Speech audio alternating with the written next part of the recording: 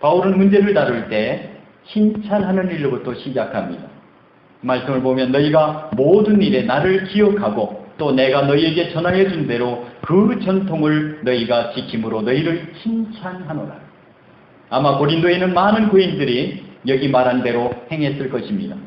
교회가 좋은 소문과 그리스도의 율례와 제도를 계속해서 지켰을 것입니다.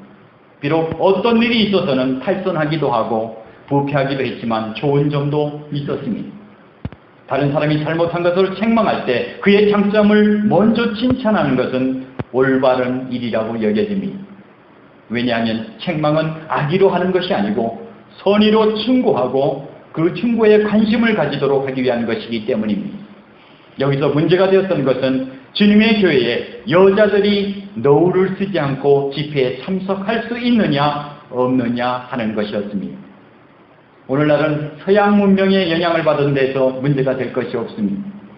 옛날 동양에서는 여자들이 밖에 나갈 때는 모두 너울을 썼습니다. 40, 50년 전만 하더라도 한국 부인들이 2번을 썼었습니다. 지금도 중동에는 여자들이 너울을 쓰고 다니는데 눈만 겨우 목에 구멍을 내고 머리부터 온몸을 가리고 다니는 것이 상례입니다. 너울은 복종의 표시인 것입니다. 아랫사람이 높은 사람에 나아갈 때 반드시 너울을 썼습니다. 그런데 남자는 가장이라는 의미에서 여자가 남자보다 위치적고 낮은 것이라고 취급했었습니다. 그렇기 때문에 남자가 예배 시에 무엇을 쓰고 예배에 참석하는 것도 잘못이고 여자가 너울을 쓰지 않고 나오는 것도 잘못이라고 생각했습니다. 본문 3절에 보면 나는 너희가 알기를 원하노니 각 남자의 머리는 그리스도요 여자의 머리는 남자요 그리스도의 머리는 하나님이시라고 했습니다. 그리스도는 인류의 처음이며 주요 주권자이십니다. 그는 모든 이름 위에 뛰어난 이름을 가지고 계십니다.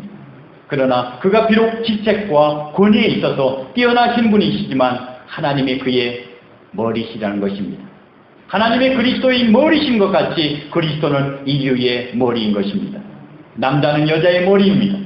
물론 남자가 하나님과 그리스도와 같은 지배적인 권위를 가지고 있지는 않지만 남자는 여자의 머리이기 때문에 여자는 남자에게 복종하고 여자의 위치를 빼앗아서는 안 되는 것입니다. 이것은 하나님이 정하신 여자의 위치인 것입니다. 그러므로 여자는 이 성령의 원리를 생각해서 분수에 맞게 살아야 하는 것입니다. 고린도 교회 여성들이 이 원리에 어긋나는 일을 하고 있었던 모양입니다. 다들 전부 다 아주 좋지 않은 모습을 하는데 이건 그때 당시의 모습을 지금 제가 얘기하는 거예요. 조금 있으면 달라집니다. 오늘 같은 민주사회에서는 차별대우를 하는 것은 잘못입니다. 그러나 질서가 서야 민주주의가 되는 것이지 이 질서가 무너지면 민주주의가 아니라 혼란을 초래하게 되는 것입니다. 예를 들어 우리 가정은 민주주의입니다. 그러나 그 가정을 대표하는 가정이 누구냐고 할 때 내가 살 때는 남편이 가장이고 자녀들이 있을 때는 아버지가 가장이 되는 것입니다. 물론 본문을 그대로 문자적으로 받아들일 수는 없습니다. 그러나 우리는 이 말씀을 21세기 눈이 아니라 1세기의 눈을 가지고 읽어야 바르게 이해할 수 있는 것입니다. 2000년 전의 눈으로 봐야 된다는 것입니다. 먼저 우리가 생각할 것은 동양 사람들의 생활에서 너울이란 어떤 지위를 차지하고 있었는가 하는 것입니다. 바울이 살고 있던 시대는 점잖은 동양의 여자라면 너울을 쓰지 않고 사람들 앞에 나서는 것은 꿈에도 생각할 수가 없었습니다. 헤스팅의 성경사전에 보면 동양의 거리나 마을에서 상당한 지위에 있는 부인은 너울을 쓰지 않고는 절대로 외출하는 일이 없었다. 만일 너울을 쓰지 않고 외출을 하게 되면 창기로 오해를 받기가 쉬웠다고 말씀하고 있습니다. 너울은 2가지 의미가 있는데 하나는 아랫사람이라는 표시요 또 다른 하나는 강력한 보호수단이 되기도 했습니다. 그런데 서양은 문화적으로 그 의미가 정반대했습니다. 여자가 머리에 너울을 쓰는 것은 자기가 누군가의 권위 밑에 있다는 것을 나타내는 표를 머리에 쓰는 것이었습니다. 윌리엄 람제일은 이렇게 말했죠. 동양에서는 너울이 부인의 힘과 명예와 종엄을 나타내는 것이었습니다. 머리에 너울을 쓰고 있으면 여자는 어디에 가도 안전했고 또 사람들로부터 깊은 존경을 받을 수가 있었습니다. 여자의 모습이 사람에게는 보이지 않았습니다. 더구나 거리에서 노을을 쓴 여자를 쳐다보는 것은 매우 무례한 짓이었습니다. 그런데 여자가 노을을 쓰지 않으면 그 여자는 아무것도 아닐 뿐 아니라 모욕을 당해도 할 말이 없었습니다. 여자의 권위와 존엄은 전신을 덮는 노을을 벗을 때 함께 사라지는 것입니다라고 했습니다. 이렇게 보면 그 당시에 여자에 있어서 노을이 갖는 의미가 얼마나 크고 중요했는지 짐작할 수가 있는 것입니다. 그것은 여자의 지위를 나타낼 뿐만 아니라 여자의 정숙과 순결성을 지켜주는 강한 방패이기도 한 것입니다. 우리가 유대인의 눈으로 본 여자의 지위에 대해서도 알고 지나가는 것이 본문을 이해하는 데 도움이 되리라고 생각합니다. 유대의 율법에 의하면 여자는 남자보다 훨씬 낮은 위치에 있었습니다. 창세기 2장 22절에서 23절을 보면 여호와 하나님이 아담에게 취하신 그 갈빗대로 여자를 만드시고 그를 아담에게로 이끌어 오시니 아담이 이르되 이는 내 뼈 중에 뼈요 살 중에 살이라고 이것을 남자에게서 취하였은즉 여자라 칭하리라 하리라. 여자는 남자의 갈빗뼈로 만들었습니다. 그리고 창세기 2장 18절에 보면 여호와 하나님이 가라사대 사람이 혼자 사는 것이 좋지 아니하니 내가 그를 위하여 돕는 배필을 지으리라 했습니다. 남자를 돕는 배필로서 여자를 지었습니다. 옛날 랍비 주석에 이런 해석이 있습니다. 하나님은 여자를 머리로 만들지 않으셨습니다. 그것은 여자가 교만해져서는 안 되기 때문입니다.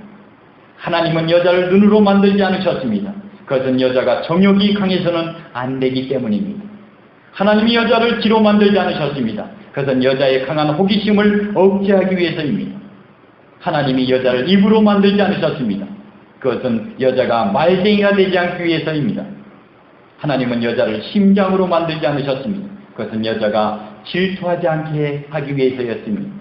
하나님이 여자를 손으로 만들지 않으셨습니다. 그것은 여자가 욕심쟁이가 되지 않기 위해서였습니다. 하나님이 여자를 발로 만들지 않으셨습니다. 그것은 여자가 이리저리 다니며 말창전해서는 안 되기 때문입니다. 하나님은 여자를 갈빗대로 만드셨습니다. 갈빗대는 몸 안에 숨겨져서 밖에서는 보이지 않습니다. 마찬가지로 정숙함이야말로 여자의 제일의 덕성이 되지 않으면 안 되기 때문입니다. 불행한 것은 옛날 유대의 율법에는 여자는 단순한 물건에 지나지 않았다는 것입니다. 유대인의 회당에서는 여자들이 함께 앉아 예배할 수가 없었고 남자들과 완전히 떨어진 복도나 그 밖의 장소에 모였던 것을 볼 수가 있습니다. 지금으로 말하면 남자만 예배당에서 앉아 예배드리고 여자는 저 로비에 선 채 예배한다는 것입니다.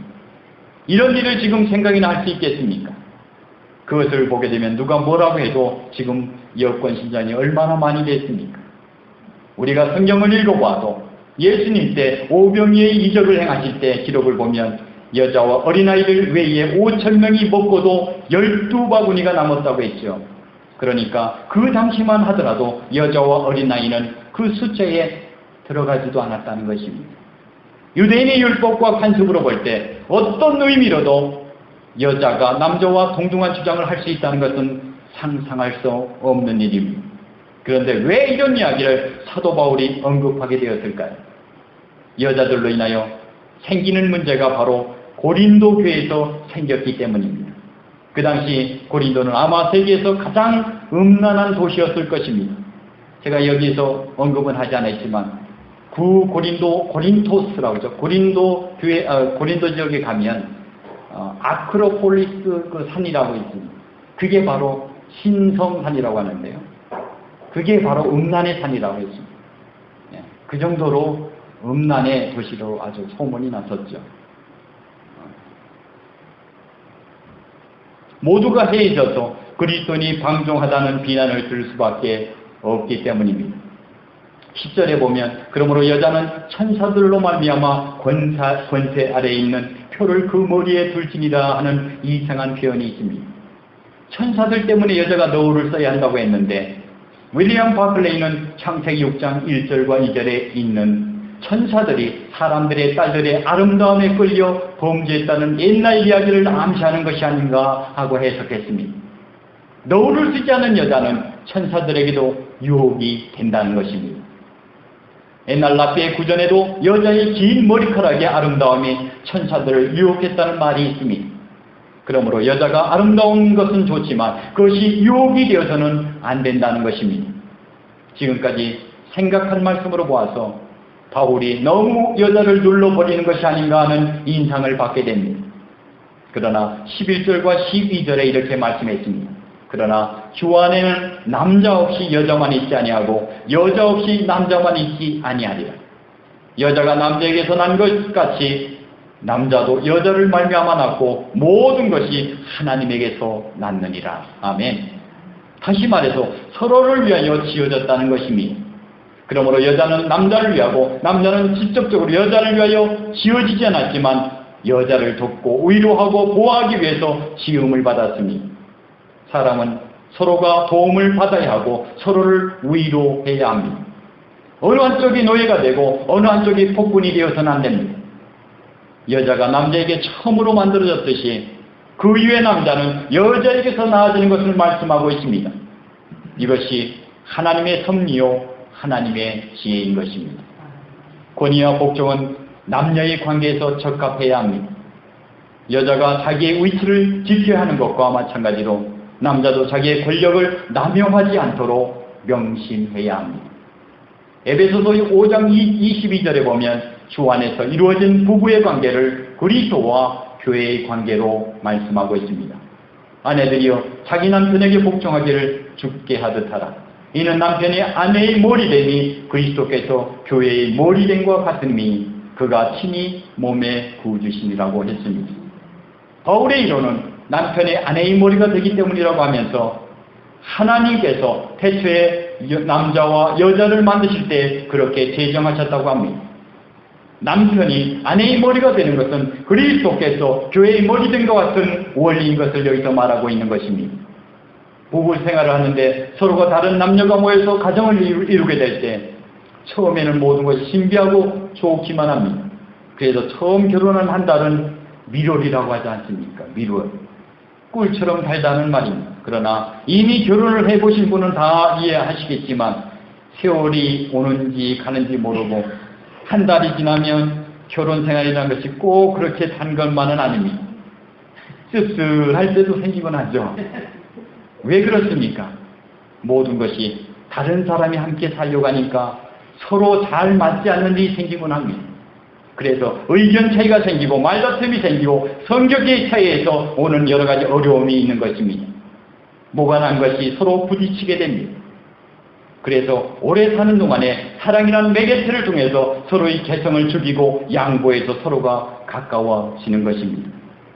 그러나 사랑이 없으면 툭탁거리고 매일 다투다가 결국은 서로 헤어지는 비극이 생길 수도 있지요. 아내들아 자기 남편에게 복종하기를 주께 하듯 하라. 이는 남편이 아내의 머리됨이 그리스도께서 교회의 머리됨과 같음이니 그가 친히 몸의 구주라고 말씀하고 있습니다. 여기 구주라는 말에는 보호자라는 뜻이 있습니다. 남편은 그의 몸인 아내에 대해서 머리로서 구주로서 행동해야 합니다. 그에게 아내를 돌보고 보호할 책임이 있기 때문입니다. 그러니 교회가 그리스도에게 복종하듯 아내도 범사에 그 남편에게 복종하라는 말씀입니다. 이것이 성경의 교훈이요 창조의 질서인 것입니다. 여기 여성동님들은 오해하지 마시기 바랍니다.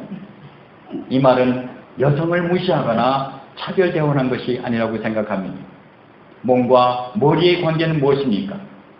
교회는 몸이요 그리스도는 머리입니다.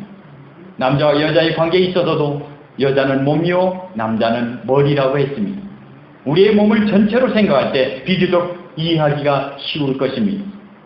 이 몸은 지체들의 집합이 아닙니다. 손가락과 발가락이 붙어있다고 해서 몸이 아닙니다. 몸은 유기적이고 자활적인 결합체인 것입니다. 그것은 하나요 전체인 것입니다. 마찬가지로 가정도 둘이 하나입니다. 사실 머리와 몸은 둘이 아니라 하나인 것입니다.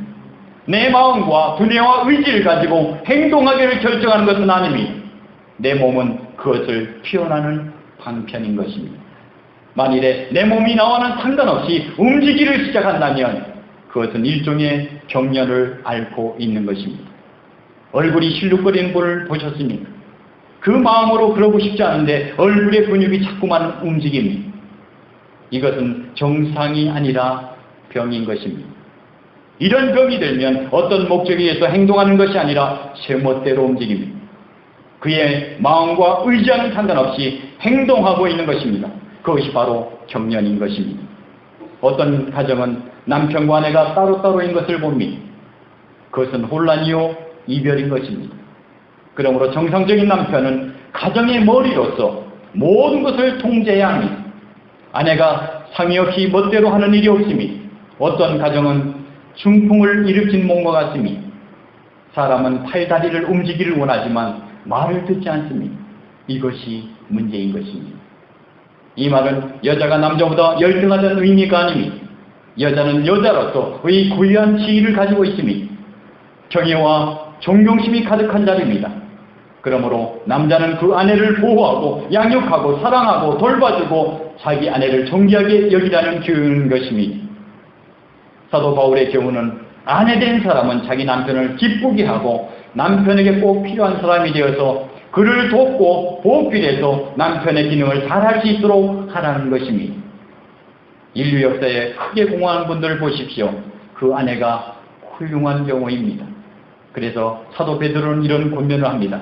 아내들아, 이와 같이 자기 남편에게 순종하라. 이는 혹 말씀을 순종하지 않는 자라도 말로 말미암지 않고 그 아내의 행실로 말미암아 구원을 얻게 하려 함이니 너희의 두려워하며 정결한 행위를 봅니다. 남편을 위해서는 겸손과 온유가 필요합니다. 그래서 사도 베드로는 계속 권면합니다. 너희 산장은 머리를 꾸미고 금을 차고 아름다운 옷을 입는 예모로 보지 말고 오직 마음에 숨은 사람을 온유하고 안전한 심령에 썩지 아니할 것으로 하라. 이는 하나님 앞에서 값진 것입니다. 비유해도 될까요? 금가락지 끼고 머리에 반짝반짝한 것을 끼는 것이 아니라 하나님께서는 순수한 온유한 마음을 보신다는 거예요. 그 마음을 보시기 때문에 여러분 겸손하게 이렇게 치장하셔도 하나님께서는 다 하신다는 거죠. 그 마음을 가지고 하나님과 교통할 수 있는 여러분이 되길 주의 이름으로 축원합니다. 그리고 남편들아 아내를 사랑하라고 권면하고 있습니다. 아내에 대해서 복종이요 남편에 대해서는 사랑인 것입니다. 이 말은 남편만 아내를 사랑해야 된다는 것이 아닙니다. 아내가 남편에게 복종하는 것이 바로 사랑인 것입니다. 이 균형이 언제나 유지되어야만 하는 것입니다. 그러므로 자기 아내를 사랑하지 않는 남편에게는 아내의 머리라고 말할 수 없는 것입니다. 남편은 언제나 사랑으로 통제를 받아야 합니다. 이처럼 남편의 다스림은 사랑의 다스림인 것입니다. 독재가 아닙니다. 남편이 아내를 어떻게 사랑해야 합니까? 그리스도께서 교회를 사랑하시고 위하여 자신을 주신 것 같이 하라고 했습니다. 이것이 바로 참 사랑인 것입니다. 아내를 위해 죽기까지 남편이 그 아내를 사랑한다면 이보다 더 큰 사랑이 어디 있겠습니까? 하나님이 우리를 사랑하신 그런 차원에서 아내를 사랑하라는 것입니다. 이보다 더 높은 차원의 사랑은 없습니다. 남편들아 아내 사랑하기를 그리스도께서 교회를 사랑하시고 그 교회를 위하여 자신을 주신 것 같이 하라고 말씀하고 있습니다. 바울은 여기서 모든 사람이 우리를 향한 그리스도의 위대한 사랑을 알기를 원하십니다. 다시 말하면 주님께서 교회에 가지는 관심을 진정으로 인식할 때 모든 예수 믿는 남편들이 자기 책임을 바로 감당할 수 있을 것으로 믿어서 한 말씀인 것입니다. 그런데 그리스도께서 교회를 어떻게 보시는가 하는 것이 남편을 위한 교훈인 것입니다. 그리스도는 교회를 사랑하십니다. 주님께서는 교회가 보잘 것이 없어도 부족해도 마음에 좀 들지 않아도 사랑하십니다. 또한 여러분도 마찬가지일 것입니다. 우리가 아직 죄인 되었을 때도 우리를 사랑하셨습니다. 교회가 영광스럽고 아름다워서가 아니라 영광스럽고 아름답게 만들기 위해서 교회를 사랑하셨습니다. 이것이 바로 남편이 아내를 사랑하게 되는 비결인 것입니다. 그리고 주님께서는 그의 교회가 완전해져서 비평을 받을 여지가 없기를 바라십니다. 이것이 주님의 열망이요 사랑인 것입니다. 세상 사람은 자기중심적인 사랑을 합니다. 그러나 참 사랑의 특징은 자기를 생각지 아니합니다. 그리스도는 자기 자신을 온전히 주셨습니다. 우리에게도 이런 사랑이 필요한 것입니다. 우리가 그렇게 살 때 교회가 행복스럽고 가정이 행복스러워질 것을 믿습니다. 오늘 이 자리에 있는 여러분들의 그 주님의 사랑으로 주 안에서 행복한 성도로 행복한 가정으로 살아가시길 주님의 이름으로 축원합니다. 기도하겠습니다. 존귀하신 아버지 하나님, 주 안에서 성도가 어떻게 살아가야 하는지, 특별히 남자와 여자의 성도가 어떻게 살아가야 하는지를 통해 우리에게 교훈하여 주심을 감사를 드립니다. 그 시대 그 상황에 맞게 하나님께서는 지혜롭게 만들어 주셨습니다. 어느 한편이 우월한 것도 아니고 미천한 것도 아니며 오직 서로 도우며 순종하며 사랑하는 관계로 주 안에서 남과 여성도들에게 말씀하고 있습니다. 하나님, 하나님의 말씀대로 서로 사랑하며 배려하며 겸손하게 섬기고 도우는 주종의 관계가 아니라 협력하는 관계로 아름답고 행복한 성도들이 이 공동체가 가정이 될 수 있도록 인도하여 주시옵소서. 감사하며 예수 그리스도의 이름으로 기도드립니다. 아멘.